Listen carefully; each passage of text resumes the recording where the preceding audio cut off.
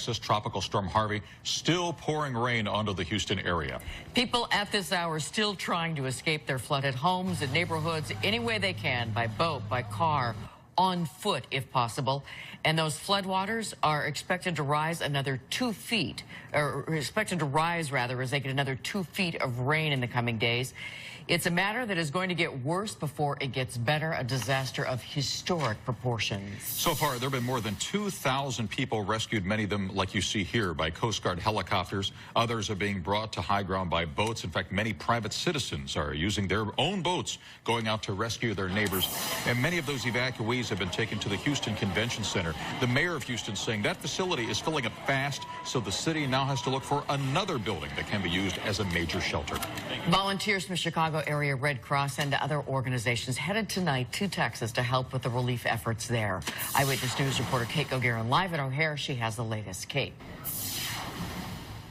Oh, Kathy, right now we know that there are 10 volunteers from the Red Cross on the ground in Houston, with more on the way. The Salvation Army also has a team on standby. So the good news is there are people to help. The bad news, it can be a bit difficult to get over there.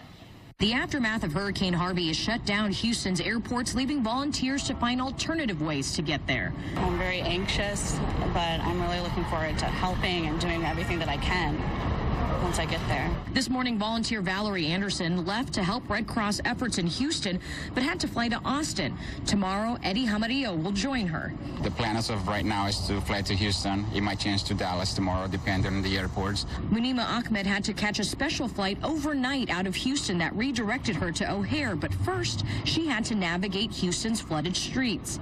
So I was so nervous, like driving that SUV into that water.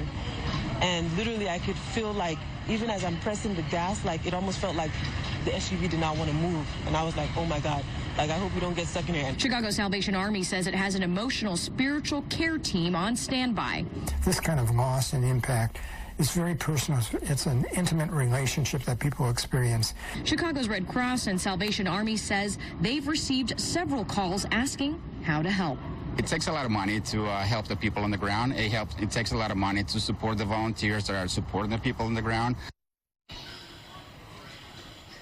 We know that major airlines are also offering to help. We learned that United Airlines is operating a relief flight to help bring employees to Houston and to pick up stranded passengers in impacted areas. Reporting live at O'Hare, Kate Goguerin, ABC-7 Eyewitness News. Okay, Kate, thank you. And so many people want to help. If you'd like to make a donation to help the victims there, we have posted a link on ABC7Chicago.com and also on the ABC7 Chicago News app. It's in the red bar right at the top of the page.